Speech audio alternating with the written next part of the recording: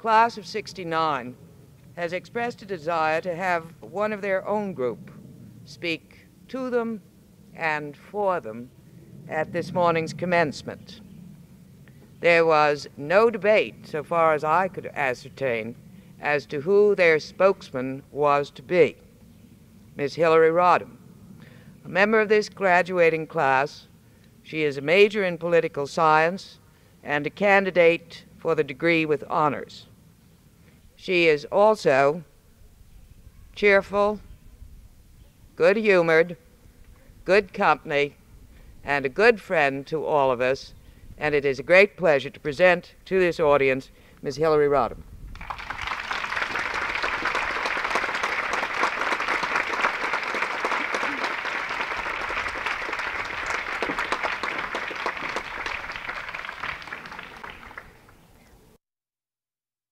I'm very glad that Ms. Adams made it clear that what I'm speaking for today is all of us, the 400 of us.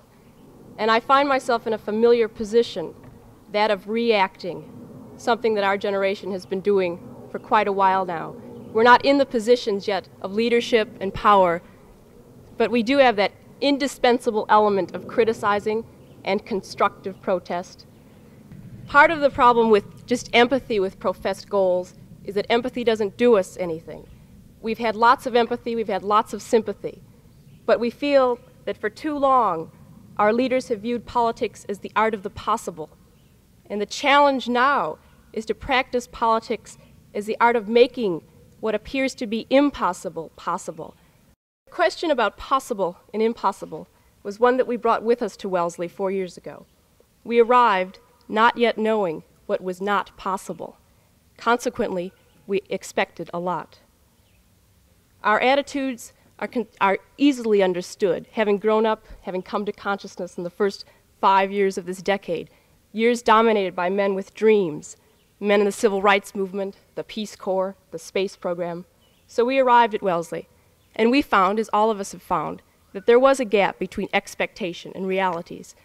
But it wasn't a discouraging gap, and it didn't turn us, into cynical, bitter old women at the age of 18. It just inspired us to do something about that gap.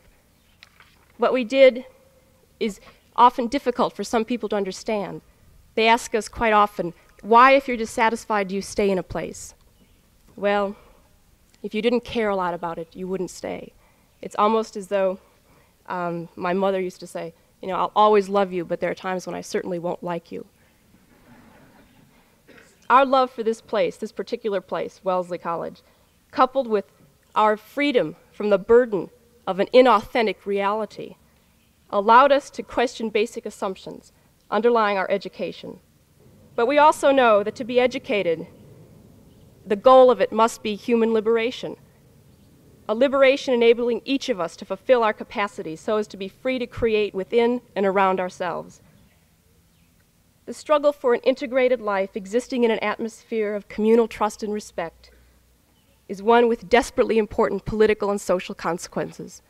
And the word consequences, of course, catapults us into the future. One of the most tragic things that happened yesterday, a beautiful day, was that I was talking to a woman who said she wouldn't want to be me for anything in the world. She wouldn't want to live today and look ahead to what it is she sees because she's afraid. Fear is always with us, but we just don't have time for it. Not now.